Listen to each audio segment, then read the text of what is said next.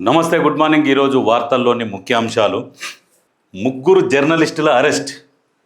NTV input editor Donthu Ramesh సహా రిపోర్టర్లు Paripoornachari and Sudheer. Shamshabad ఎయిర్పోర్ట్లో రమేష్ని అదుపులోకి తీసుకున్న పోలీసులు.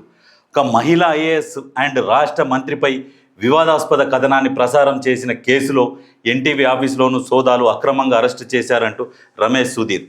అక్రమంగా ఎందుకు అరెస్ట్? అక్రమం ఏం చేయలేదు. అయితే ఇక్కడ విచారణకు పిలిచిరు. మీరు ఏదైతే కథనాన్ని ప్రసారం చేసిరో దాని గురించి విచారణకు మిమ్మల్ని పిలిచిరు, ఫోన్ చేసిరు. మీరు విచారణకు హాజరు కావాలి అని అన్నప్పుడు మీ దగ్గర తప్పు లేనప్పుడు మరి ఎందుకు పారిపోతున్నారు బ్యాంకాక్?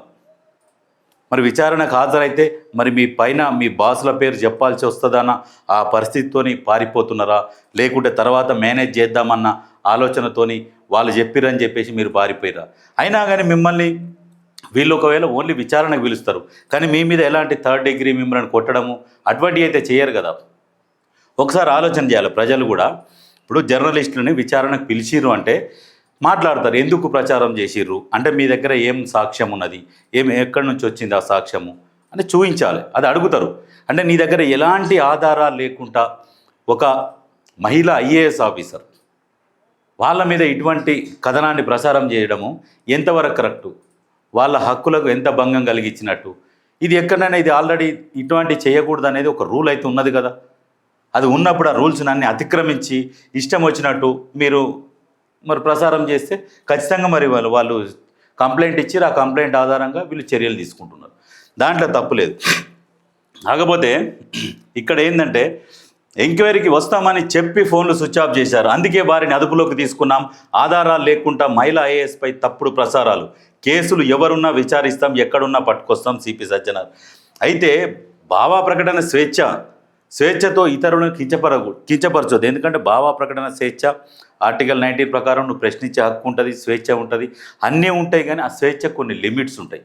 ఆ లిమిట్స్ దాటి నువ్వు ఇప్పుడు అనవసరమైన వార్తలు ప్రసారం చేస్తే నువ్వు సరే, ఒక మంత్రి గారు ఉన్నారు, ఆ మంత్రి గారికి ఆయన మీద నువ్వు పర్సనల్గా నువ్వు గతంలో కూడా అన్నారు ఆయనని పర్సనల్గా, వాళ్ళని ఇట్లా ఈయన వ్యక్తిగతంగా ఈయన ఇట్లా అన్నాడు, మమ్మల్ని అట్లా అన్నాడు, రాజకీయంగా మీరు ఎన్ని విమర్శలు చేయాలనో అన్ని విమర్శలు చేయండి. కానీ అక్కడ ఉన్నది ఒక మహిళా ఐఏఎస్ ఆఫీసర్. ఆ కోణంలో ఆలోచించండి. సరే, ఆమెను ఐఏఎస్ పక్కకు పెట్టండి.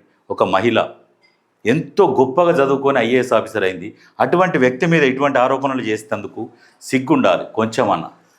మరి దాని గురించి మరి వివరణ ఇవ్వాలి కదా. మరి వివరణ ఇవ్వాలన్నప్పుడు ఇదంతా హైలైట్ చేసేది ఎవరంటే, ఇప్పుడు వాళ్ళు కూడా అరెస్ట్ అయిన వాళ్ళు కూడా ఏమంటున్నారంటే ఏమంటలేరు వాళ్ళు.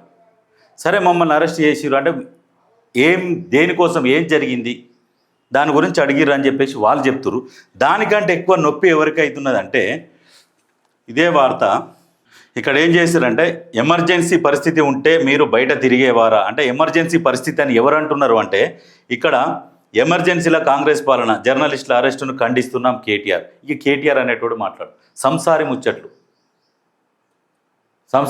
చెప్తున్నాడు కేటీఆర్.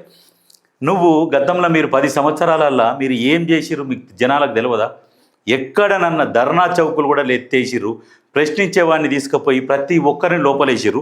మళ్ళీ ఇగో సంసారం ముచ్చట్లు మాట్లాడుతున్నాడు కేటీఆర్. ఇప్పుడు మీకెందుకు నొప్పి లేస్తుంది? జర్నలిస్టులు వాళ్ళని అరెస్ట్ చేసినందుకు వాళ్ళకి వివరణ ఇస్తారు.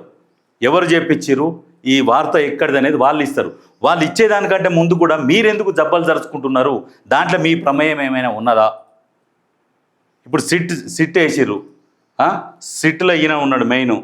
ఈయన ఆధ్వర్యంలో విచారణ జరుగుతున్నది. ఈ విచారణలో ఏం చేస్తున్నారంటే, ఇప్పుడు ఒకవేళ ఎమర్జెన్సీ అన్నారు. ఎమర్జెన్సీ అంటే అందరు లోపల ఉండాల్సిందే కదా. ఏం ఎమర్జెన్సీ ఉన్నది? మీకు స్వేచ్ఛ ఉన్నది కాబట్టే ఈ రకంగా మాట్లాడుతున్నారు. గతంలో 10 సంవత్సరాలల్లో ఎప్పుడన్నా ఈ రకంగా ఎవరి మీదనైనా అబద్ధపు, అసత్యపు ప్రసారాలు ఏమైనా కథనాలు ప్రసారం చేసిరా? ఎక్కడన్నా ఒక్కసారి ఏబిఎన్కు సంఖ్యలు వేసిరుగా, ఏబిఎన్ని మొత్తం బ్యాన్ చేసిరు అంటే అవన్నీ ప్రజలు మర్చిపోతారు అనుకుంటున్నారు ఈ ప్రతిపక్షాలు మాట్లాడే మాటలు. అదే వాస్తవానికి వీళ్ళు పిలిచింది కూడా ఎందుకంటే ఈ కథనం మీకు ఎక్కడి నుంచి వచ్చింది, ఆఫ్ ద రికార్డ్ అది. మళ్ళీ అది మీ దగ్గర ఎలాంటి ఆధారాలు లేకుండా మీరు ఎట్లా ప్రసారం చేసిర్రు? ఎవరు చెప్పిర్రు మీకు? ఎవరు చెయ్యమన్నారు? సిట్ విచారణ జరుపుతుంది. ఆ కోణంలో ఇప్పుడు మెయిన్ పట్టుకోవాల్సింది ఎవరిని? సీఈఓని. ఇటువంటి కథనాలు ఇటువంటి ఎట్లా అంటే ఒక మంత్రి గారి మీద మీరు ఆరోపణలు చేస్తున్నప్పుడు మెయిన్ ఈ విషయాన్ని ఎవరికి చెప్తారు? సీఈఓకి చెప్తారు. సీఈఓకి చెప్పి ఇది ప్రసారం చేయాలనా వద్దా అనేది ఆయనను అడుగుతారు. ఆయనను అడగకుండానైతే జరగదు కదా. మరి ఆయన ఎక్కడ దాచుకున్నాడు అంటే వీళ్ళని ఏమనరు. వాస్తవానికి ఇప్పుడు వీళ్ళని అరెస్ట్ అంటారు, ఎమ్మటే వీళ్ళని వదిలేసారు బెయిల్ మీద, వీళ్ళకి ఏముండదు. కాకపోతే ఏంటంటే వీళ్ళని ఎంక్వైరీల విచారణల వీళ్ళు ఎవరు చెప్తే చేసిర్రు, కానీ వీళ్ళంతా వీళ్ళైతే చేసి వీళ్ళు ప్రసారం చేయరు కదా. సీఈఓకి అయితే చెప్తారు కదా. ఇవన్నీ ఉంటాయి. కాకపోతే దీంట్లో ఎవరిది ఉన్నది అనేది ఆలోచన చేస్తారు. అందుకనే ఒక కథనం ప్రసారం చేసేటప్పుడు ఒకటికి 100 సార్లు ఆలోచన చేసుకోవాలంటే ఎవరు ఆలోచన చేసుకోవాలి? ఆ సీఈఓ ఆలోచన చేసుకోవాలి. వీళ్ళకి సంబంధం లేదు. అయితే పారిపోయేందుకు ప్రయత్నిస్తేనే అరెస్ట్ చేస్తాం, విచారణకు వస్తామని చెప్పి ఫోన్లు ఆఫ్ చేశారు, విచారణకు పిలిస్తే రావాల్సిందే, నోటీస్ ఎందుకు ఇవ్వాలి, ఛానల్ సీఈఓ ఎక్కడున్నా విచారణకు రావాలి, ఏ తప్పు చేయకపోతే భయం ఎందుకు, సజ్జనార్ దర్యాప్తులో దూకుడు పెంచిన సిట్. అవును, ఏ తప్పు చేయనప్పుడు మరి భయం ఎందుకు, సీఈఓ ఎక్కడికి పోయిండు, మరి వీళ్ళందరూ వీళ్ళని పారిపోమని చెప్పిర్రు వాళ్ళు. వాస్తవానికి ఇదే కనిపిస్తుంది క్లియర్గా. మీరు ఎక్కడికన్నా వారిపోండి, ఫోన్లు స్విచ్ ఆఫ్ పెట్టుకొని బ్యాంకాక్ టికెట్లు బుక్ చేసుకుని ఇమీడియట్గా బుక్ చేసుకొని పోతుంటే పోలీసులు పట్టుకున్నారు. తప్పేముంది? అంటే నువ్వు ఏ తప్పు చేయనప్పుడు పారిపోవడం ఎందుకు అంటే వీళ్ళంతలో వీళ్ళు కావాలని పారిపోయినట్టుగా కనిపిస్తలేదు. వీళ్ళ వెనక ఎవరిదో హస్తం ఉన్నది కాబట్టి వీళ్ళు పారిపోదామన్న ఉద్దేశంతో టికెట్లు బుక్ చేసుకొని వెళ్ళిపోతున్నారు. కాబట్టి అందుకనే ఈయన ఒక ఆయన మాట్లాడతాడు, ఎవరు హరీష్ రావు కానీ వీళ్ళు ఏమంటారు, సజ్జనార్ గారు మీరు కాంగ్రెస్ కండువా కప్పుకోండి అంటే మీరు చేసిన తప్పులకు అరెస్టులు చేస్తే కాంగ్రెస్ కండువా కప్పుకోవాలా? ఆయన కరెక్ట్గా విచారిస్తున్నాడు. ఎమర్జెన్సీ అనేది ఉంటే మీరు అందరు బయట తిరిగే వాళ్ళు కాదు అని కూడా క్లియర్గా చెప్తున్నాడు. కాబట్టి ఎప్పుడైనా ఇటువంటి వార్తలు ఇటువంటిని డిఫేమ్ చేయాలి, ఒక వ్యక్తిని కించపరిచేలా వార్తలు ప్రసారం చేయాలి అనే ఉద్దేశంతో మీరు చేసిరు, అది తప్పు చేసిరు. కాబట్టి వీళ్ళు ఇప్పుడు సజ్జనార్ గారు విచారణ జరుపుతున్నారు. దాంట్లో తప్పేముంది? వాళ్ళని కొట్టిర్రా? ఇంతగానో మీరు గగ్గోలు ఎందుకు పెడుతున్నారు ప్రెస్ మీట్లు పెట్టి? అంటే మీకేం సంబంధం ఇందులో? సరే, జర్నలిస్టుల స్వేచ్ఛ గురించి జర్నలిస్టుల ఒక అసోసియేషన్ ఉంటుంది, వాళ్ళందరూ కలుస్తారు, బయటకు వస్తారు, వాళ్ళే మాట్లాడతారు, వాళ్ళకి ఏదైనా ఇబ్బంది కలిగినట్టు ప్రతి ఒక్కరు స్పందిస్తారు. మనం ఏం తప్పు చేసిర్రు అది అనేది తెలుసుకో ఫస్ట్. నువ్వు కూడా ఎన్టీవీ అధినేత కూడా ఆయన కూడా చెప్పిండు ఇందులో తప్పు జరిగింది అని చెప్పిండు. కానీ ఈ జరగడానికి దీంట్లో ఎవరో ఉన్నారు, వాళ్ళని బయటికి తీస్తారన్న భయంతో ప్రతిపక్షాలకు లాగులు తడుస్తున్నాయి.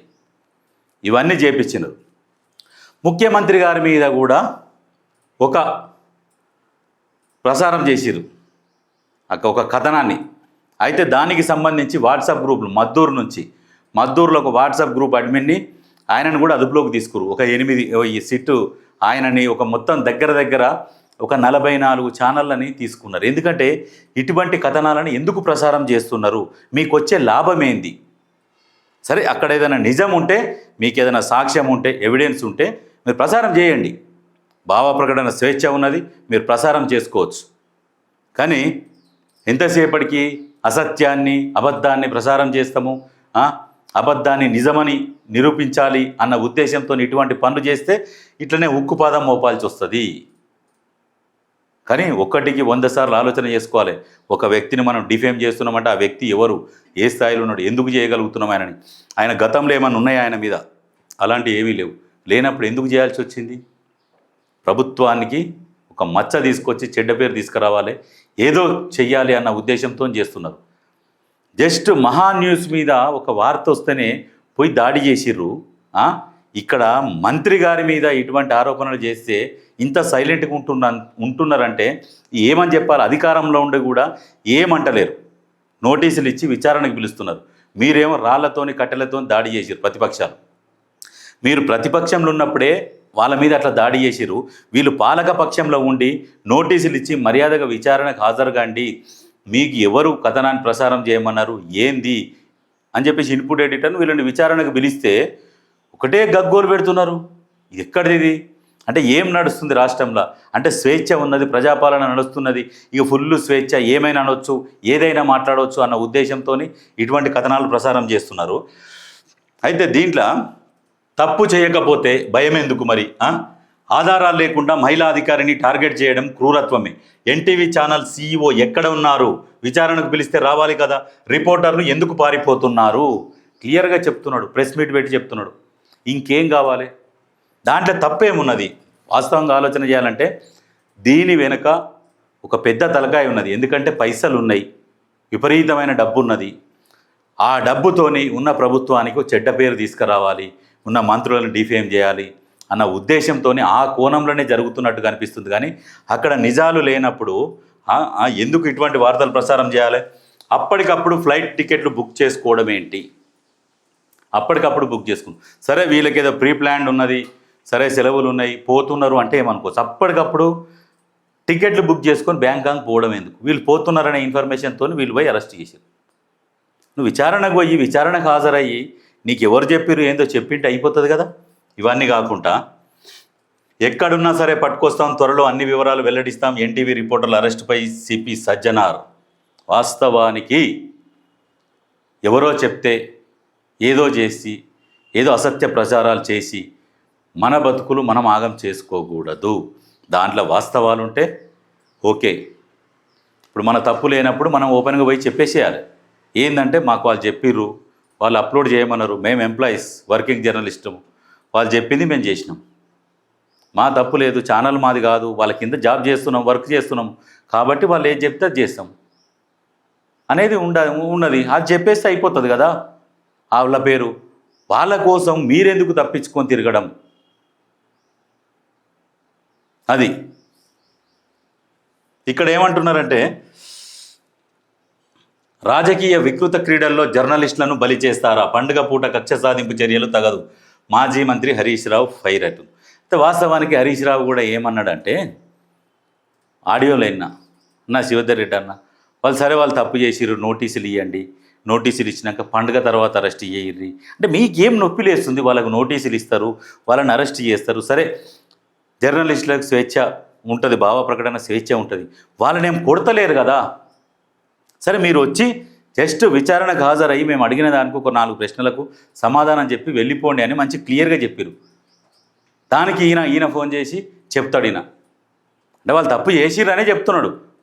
అంటే ఇదంతా ఈ రాజకీయ కోణము ఎక్కడ నుంచి తిరుగుతున్నది అనేది మీకు ఒకటి క్లియర్గా అర్థమవుతుంది. ఏంటంటే ఈ కథనం గురించి ఈరోజే ఆ విషయం బయట పెట్టామనుకో ఇదంతా దుమారం లేస్తుంది.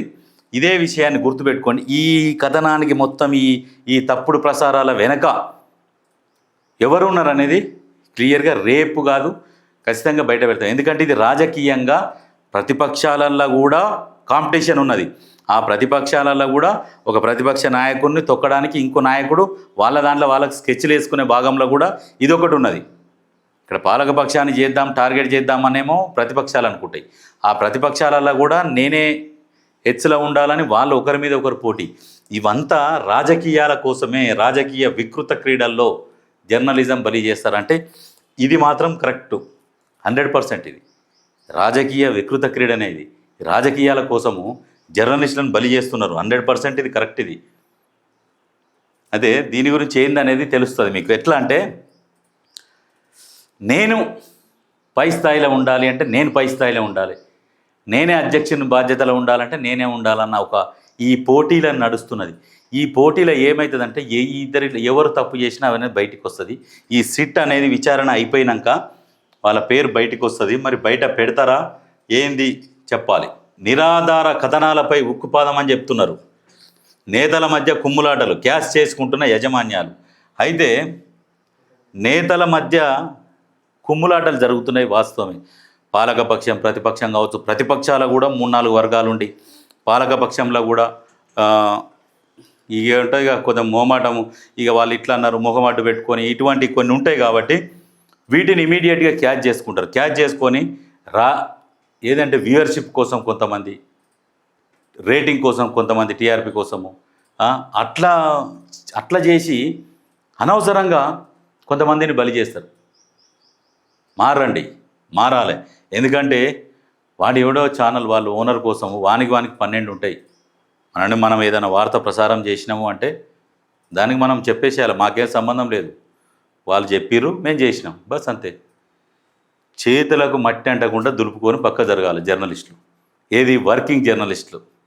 సరే వాళ్ళకు పొందుంటే వాళ్ళు చూసుకుంటారు, వాళ్ళ కోట్లలో సంపాదించుకురు, వాళ్ళు ఏమైనా కట్టుకుంటారు, ఏమైనా చేసుకుంటారు.